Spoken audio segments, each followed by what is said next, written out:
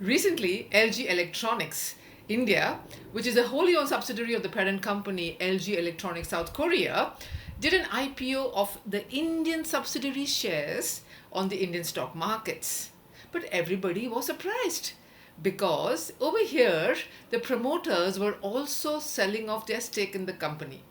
So, what is the difference between an IPO, an initial public offering, and an OFS or an offer for sale? I'm your learning partner Sushila Hariharan, and if you're interested in a career in investment banking, trade life cycle, OTC derivatives, and anything on global financial markets, do subscribe to my YouTube channel where we provide content centric, research focused videos on these topics. So LG Electronics recently got listed on the stock markets, and the parent company couldn't be happier because the parent company sold off its shares, not the entire proportion, sold off its shares in the subsidiary company. So when a company is doing a public offering of its shares, there are two situations that can come up. The first one is an IPO. In an IPO, a company initially raises public money for funding its operations. Okay, so new shares are issued to the public, all right, and therefore the basic documents of memorandum of association have to be changed in order to incorporate this increase in the share capital. So if fresh capital is being issued to the public, it is called as an IPO.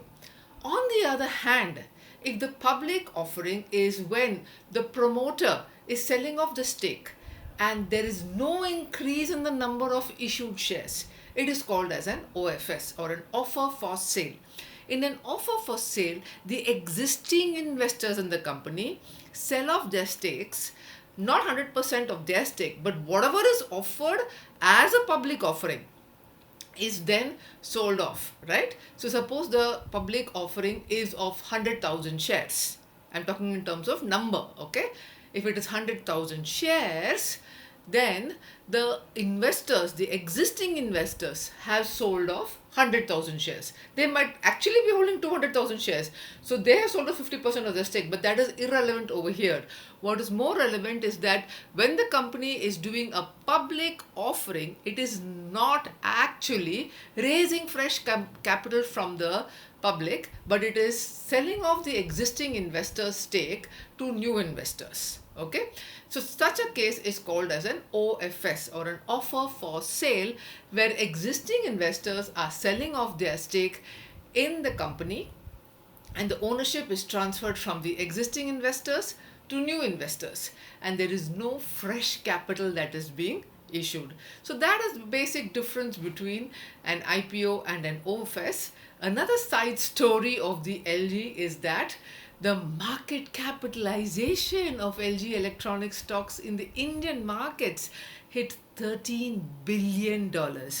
This is higher than the market capitalization of the parent company. So remember, the parent company's market capitalization reflects not just the South Korean operations but all the subsidiaries all over the world, right? It was just $8 billion. So this is one fantastic news, not just for LG Electronics in India, but also the fact that many of the subsidiaries of global multinational companies are looking at not just raising capital but providing an exit opportunity for the existing investors on the Indian markets.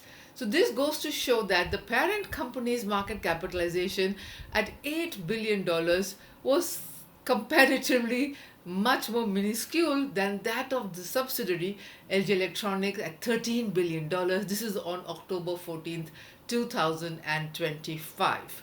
So an IPO is really an instance where fresh capital, fresh shares are being issued to investors, whereas an OFS is when existing investors are exiting their investment, not completely, are selling off their investment, not exiting, are selling off their investment to the new shareholders. And that's exactly what LG Electronics in India has done. Thank you so much for watching in.